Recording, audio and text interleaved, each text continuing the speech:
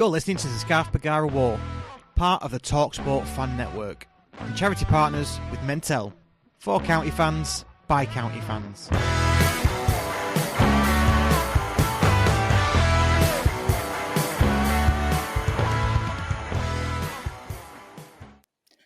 Hello and welcome to Season 2, Episode 10 of the Courtyard Club Call, which is brought to you by the Scarf Bagara War. Firstly, I'm joined by CC regular Dan Culverwell. Hi Dan, how's it going? Matey? Yeah, not too bad. The month is August has disappeared and we're now into September. Roll on autumn, that's when we start playing better, isn't it? Yeah. Season starts. Exactly. So we've had a bit of a shuffle at TSBW Towers with Russ and Waggy. They're going to be concentrating on the live Wednesday evening podcast, which goes out at 8 p.m. That brings you fan guests, Oppo previews, match reviews, and general county news and chat. They will also continue to bring our Patreon members special appearance podcasts. Do not miss the brilliant Will Collar interview recorded and released just a few days ago. Get signed up to Patreon to check out the full version, to find out, amongst loads of other juicy bits of info, whether Will prefers his mum's Sunday lunch or sitting down for a takeaway with his mates. Dan and I will present the weekly Courtyard Club Call with appearances from other TSBW team members when available. So Russ, Waggy and Andy will all be making appearances across the season. In a change to our previous schedule, we will be recording on a Sunday evening, that's what we're recording now, and releasing the episode across all podcast apps, social media and YouTube for county fans to consume on your commute on Monday mornings. This means we will be providing you with the very first word on the weekend's action. Right, let's get into the 1-1 draw away at Mansfield on Saturday. A game attended by between 1,400 and 1,700 county fans, depending on whether you believe the official or unofficial figures, of course. To kick things off, let's get a flavour of Charlie's reaction to the game with a clip from his interview with the club media and communications manager, Liam Richardson.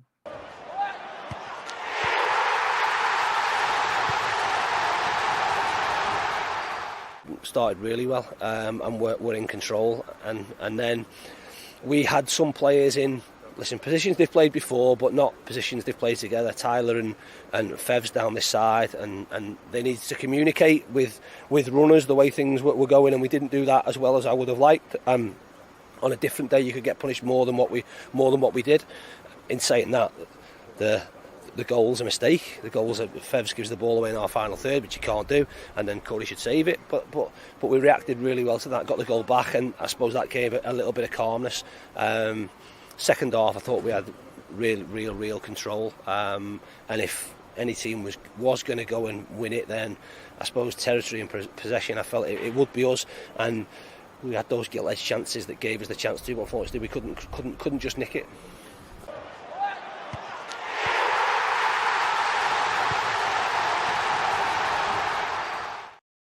Nice. So that's Dave's reaction. So shall we dive into the lineup, Dan? Yeah. I think it's caught a few people out. I think we all went for the same starting 11. Of Corey dying obviously in goal. Back four of Torre, Pye, Horsefall, and coming in for Jay Mingy was Tyler and Onyango. Your two pivot players or defensive midfielders was Ollie Norwood and Callum Camps, and then the three in front of behind Wotton should we say, was Louis Barry, Will Collar and Fevier, and obviously Carl Wotton up front. So the two changes from the previous obviously was Fevier coming in for Jack Diamond and Yango coming in for Jay Mingy. I think the Jay Mingy one's obviously he's picked up a bit of a knock, and he didn't really sort of elaborate too much on the Jack Diamond one, if it was a knock or just a bit of a rest. Why he's that? And I think that sort of it caught me out, them two changes. But once I saw the team sheet, I could understand why Fevier deserves a start for his impact that he's been making. And obviously, if Jay Mingy's got the knock, then Tyler's probably the next in line at the moment with the players that we got available to slot into that position. Do you think Fevrier was also a bit more of a shoo-in, because he did seem to go to a more of a back three, I thought, than a back four? Yeah, I think it gives you that flexibility, doesn't it, on the pitch to change it. I think Challoner said that Mansfield are a team that will a bit fluid and change and positionally wise. So I think, like you say, Fevrier just gives him that option on the pitch to change from a 4 to a 3 to a 5, very, very fluent and smooth. So I think that, like I say, maybe a little tactical tweak as well. Yeah, and you're right. I mean, Fevrier has been playing well, so he definitely deserved his start, whether Jack was nursing an injury or not. So if we dive into the FOTMob stats, so for the first half, I mean, we absolutely dominated them on the statistics. It was a ball possession quite even, actually, 46 to 54. So I'll be saying Mansfield's first.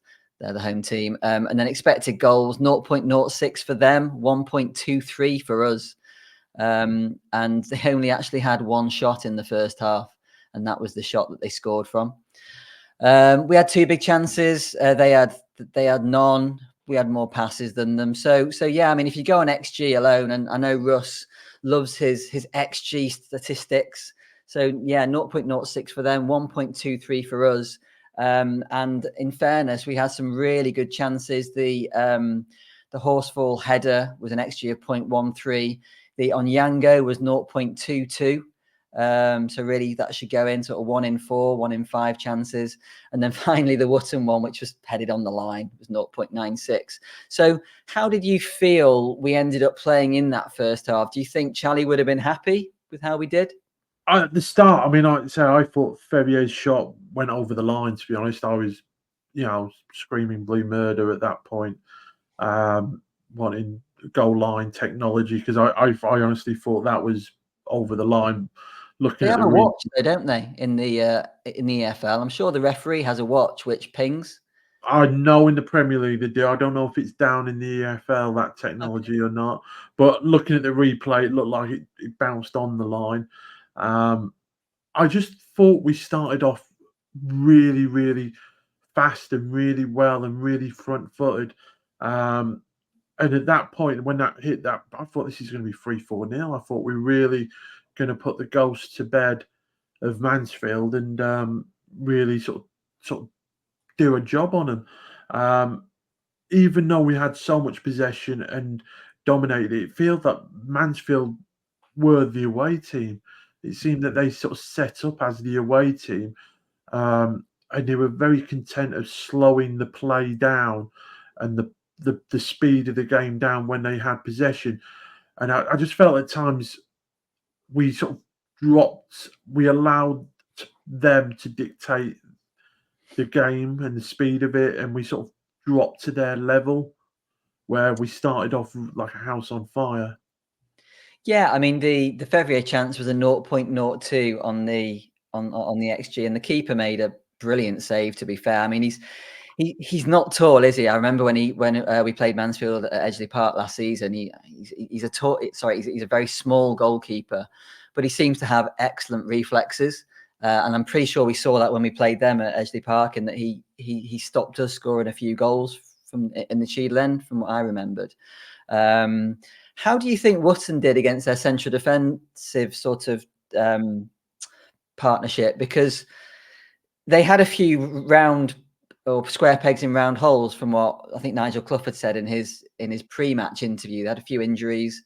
How do you think Woots did? It was a bit of a hard game for him, to be honest. He's, like I say, he's had one real, obviously, good chance, which he's put in the back of the net. Apart from that, I think he's not struggled, but we just seem to sort of bypass the three players behind him. Once Fevrier had that sort of electric start, the three behind him, it was in Fevrier, Collar, and Barry, sort of disappeared out of the game a little bit for me, and that sort of left sort of Wootton a little bit isolated at times. and we didn't sort of build off him as we've done him before, where they've put it into him and he's held it up, and then he lays it onto a runner that's obviously running behind him and stuff like that. We just didn't seem to do that, even though we had, like you say, every stat you can think of was in County's favour. We just, like you say, I just felt that the tempo, they dictated the tempo at times too much, Mansfield. Yeah, I mean, John Kieran said on commentary, when you could just about hear it due to the poor audio that I think a lot of us seem to get. He was saying that that he felt there was quite a big gap between the midfielders and the forwards. Yeah. We didn't seem to get to grips with sort of playing as a unit, and that sort of played into their hands. Now, Dave has said in his pre-match and post-match that Mansfield are a team that make everything grey from a tactics point of view. They do big rotations and players pop up where you're not expecting them to pop up. They just sold Davis Keeler-Dunn as well, so we'd have probably done some planning that would have related to how he would have played, and I think he plays at the tip of a diamond. So I think it took us a while to work them out.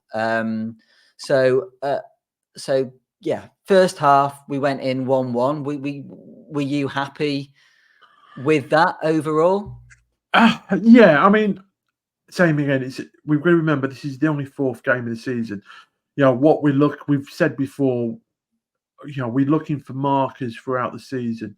How do we react when we go a goal down? How do we react when the referee's not giving us a decision? What happens if we go down to 10 men? What happens if we get an injury? You know, we're looking for them markers to see how we respond throughout the season. And that's, you know, on that front, this was probably the perfect game for that. We dominated them first 10 minutes. Mansfield came back into it. They got a goal. Are we going to talk about that goal, Dan? I mean, it seems harsh to sort of criticise when you've basically kept three clean sheets, but it was a little bit of a ricket, and Dave did actually say that Corey, well, Fev's made a mistake first by running with the ball maybe when he shouldn't do, and then Corey probably should have got down. And I think as well, I think Will or Camps should have got to him sooner to charge the shot down, or not allow him to have that much space. So, you know, we know that obviously through the Will Collar interview that they have a lot of meetings as a team and as individuals going over things, and they will sit down, and it won't just be one person's fault. They'll be going, right, this has led to this has led to this, and this is this. Corey will put his hands up first to say that he should have done better with the shot. I don't know if he was unsighted a little bit or he just misread it. I don't think he was, Dan, because one of the replays did actually have the camera from right behind the goal. And at first I was like, yeah, maybe he was unsighted, but he could see it from leaving the player's foot. And maybe we have to accept that when you've got a 6'8" goalkeeper, he's going to have certain strengths. I mean, obviously his strengths are with his feet, and you would think his reach is going to be very good, and flying to one side to tip something round a corner, you'd like to think that would be his strength. But maybe if it's hit low and very hard, very close to his body, if he's not saving it with his feet, a la David De Gea used to do a lot of, if he's not doing that, it might take him longer to get down than maybe it would Mansfield's keeper. But you've got to accept that he's a League One goalkeeper. Yeah, and I say it's not an over. We don't need to overreact. Will it be an opportunity maybe for Ben Oliver? I'd have thought will play Tuesday night. Obviously, Dave Challoner's then got a big decision about the Crawley game. Who starts in that game? It's a hard one. But you know, I'm looking for same again that word reactions out of players. You know, he's made a mistake. What's the reaction out of him in the next game? You know, so it's, you know, we know he's a good goalkeeper. He's done the 3 games he's done very well, even though he's not probably had many shots to save. So yeah, I'm not. That's football, you know. Yeah. a goal will be down to a mistake. It will always be pinpointed to somebody making a mistake at some point in the build-up of the goal. But like I say, from that point, I'm looking then for a team reaction. And I thought for the rest of the half, I thought we got that team reaction.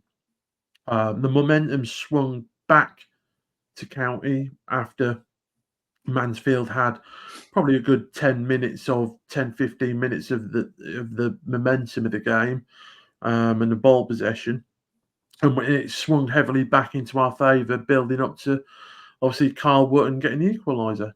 Yeah, and it was a poacher's goal, wasn't it? Cracking header from Horsfall.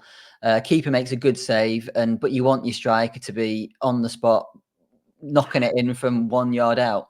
Yeah, so and I mean, that was excellent centre forward play. Yeah, and you can tell. I mean, they're working on it in training. Horsfall again, another game where he's the threat actually, and you could argue it's another game actually. He could have scored from a set piece header. And I think every game so far, Horsfall's been there or had a chance of connecting his head and getting a head away or heading it back across the goal. Yeah. Obviously, the quality of ball that comes in at the moment from Ollie Norwood, Nigel Clough mentioned it in his post-match interview that when you've got a Premier League player delivering on set pieces, it's very, very difficult, and it's to defend against them. And like you say, we benefited from that. Cool. Okay, so let's move into the second half. So there were no changes at half time. So stats in the second half, we bossed it. We had 68% possession to their 32. Our XG was 1.15 to their 0.14, and we had 8 shots to their 3 shots. They only had 1 on target. 2 of ours were on target. And I think probably our best chances were actually the ones that weren't on target. We'll probably end up talking about the Camps and the Tanto opportunities. So how do you think we applied ourselves in that second half, Dan? Same again. I think obviously what Dave does now, for me, he changes it. He's obviously studied the first half, strengths and weaknesses, little tweaks, giving certain players pep talks or a word in their ear or a rocket up their arse. And they've come out. They've come out, for me, again, a better team. You could see that we were more front foot. We've had the possession side of it. We've holding the ball. We've, accurate passes. It's ridiculous. We've had 244 accurate passes compared to their 83. They look like the away team. They look like they were at half time, the second half. I thought they wanted the draw. They were, playing for the draw at that point, Mansfield. And they were on the ropes. I mean, they committed 10 fouls. Amazed that they didn't get. This is from memory. Did they get a booking in the end? I don't think any of their players did get booked, did they? I mean, I was upset because, obviously we're going to the referee, that the fact that Campsey got a booking. Did Campsey get a booking early on? He got a booking. He sort of raised his arms a little bit while sort of running back with one of their players, trying to sort of run side by side with him. And I think that slight elbow to the facial area got him a yellow card. It was soft, but yeah. But there was a lot of consistent niggly fouls from them. And like you say, what you'd expect from a Nigel Clough side, to be fair. They're just it's what they do, isn't it? Yeah, and then I say they didn't get a single booking. That was the only booking actually in the whole game, is that Campsey booking. And I just felt that they were quite happy to keep on. And then that's what teams do, breaking the play up, keep on, when we've gotten a little bit of momentum going, they would find a reason to stop the play, or somebody would go down injured. And it would just kill that momentum for a little bit more. As well. So same again, it just a bit bitty, but we were on the front foot. We, like you say, apart from putting the ball in the back of the net in the second half, I think we did everything else we could. I mean, special mention for Camps. I think he really stepped up in that second half, and he could have had goal of the season with that run from pretty much the halfway line, culminating in a shot that just missed the outside of the far post. I mean, Barry had a chance as well, 1 or 2 chances. Keeper made a good save from him. He was taken off after 76 minutes. He wasn't a happy chappy. I don't think he sort of shook the hand of any of the coaching staff, and he was not happy to go off. Obviously, we brought Tanto on. Do you think maybe that was a mistake from Charlie in the end, or do you think he got that right? To be honest, like I say, we've got to be feeding Barry back into it. He's getting more game time every game. I don't think he's there for 90 minutes. We don't want him kicked up. And what Tanto does when Tanto's on the pitch, he was sort of more up alongside Wootton, I thought. It was definitely a formation change when Tanto came on. Although he came off the left wing quite a bit, but you're right, he did seem to play more as a 2 with Wootton. Yeah, and I think that was in all fairness, that wasn't, even though Barry had a few good runs and a few, I remember the run where he got to the byline and pulled it back, and Collars just managed to sort of get a toe to it, and it's just gone high and wide. It just wasn't his day, I don't think, to be honest. And the same again, he's probably trying a bit too hard. Same again, I felt he didn't get no support or from the referee, and I felt he was being kicked about a little bit at times. But it's a gamble, he's stick or twist. He's gone for the win. There's been plenty of county managers at that point would have shut up shop and just stuck out for the draw. But Dave's gone for the win. He's made positive substitutions to try and get that win. And like I say, it nearly worked off. Yeah, and the Tanto chance, I've read on various socials that people were calling it a sitter. I wouldn't call it a sitter. It was a packed penalty box. He had to try and pick his spot, which was sort of just inside the right hand side goalpost, and it just drifted wide, didn't it? He was really frustrated with himself, and I don't think anybody could have argued if we had gone on to win that game, but we didn't. So let's just go on to the FOTMob rating. So Dan, do you think Norwood was man of the match with a 7.7? Would you go with that, or is there anybody else you'd be looking at? It's same again. I don't think Horsefall or Pie had a bad game, but yeah, you would probably go with Norwood because, like I say, he was in that second half. He was absolutely dictating. He was, the quarterback as such. Like you say, that they had no intention of pushing on for a goal, which then meant that Camps didn't have to sit back alongside him. And at times it was like a back three with Pye, Norwood, and Horsefall, with and Norwood just being that quarterback role in that second half and pinging balls left, right, and centre. So yeah, no, I think same again, it is touch of quality that we needed. Obviously, I think this is the first game this season where we've had players that have not rated over 7. So yeah, it's a bit of a weird one, like you say, with the amount of possession we had and the play. It's